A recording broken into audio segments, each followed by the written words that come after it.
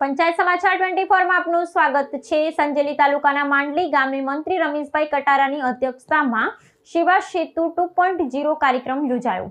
મુખ્યમંત્રી ભૂપેન્દ્ર પટેલના નેતૃત્વમાં રાજ્યભરમાં ચાલી રહેલી જનહિતકારી ઝુંબેશના ભાગરૂપે દાહોદ જિલ્લાના સંજેલી તાલુકા સ્થિત માંડલી મુખ્ય પ્રાથમિક શાળા ખાતે સેવા સેતુ 2.0 કાર્યક્રમનું આયોજન કરવામાં આવ્યું હતું। કૃષિ, ખેડૂત કલ્યાણ અને પશુપાલન રાજ્યમંત્રી રમેશભાઈ કટારાના અધ્યક્ષસ્થાને યોજાયેલા કાર્યક્રમનો મુખ્ય ઉદ્દેશ્ય ગ્રામ્ય વિસ્તારના નાગરિકોને ઘર આંગણે જ સરકારી યોજનાઓના લાભ સરળતાથી પહોંચાડવાનો હતો। કાર્યક્રમનો પ્રારંભ પરંપરાગત દીપ પ્રાગટ્ય દ્વારા કરવામાં આવ્યો હતો અને શાળાના વિદ્યાર્થીઓએ સ્વાગત ગીત રજૂ કરી વાતાવરણને જીવંત બનાવ્યું હતું। આ પ્રસંગે જનમેદનીને સંબોધતા મંત્રી રમેશભાઈ કટારાએ જણાવ્યું હતું કે રાજ્ય સરકાર હંમેશા સામાન્ય માનવની હિતોના કેન્દ્રમાં રાખીને કાર્ય કરી રહી છે।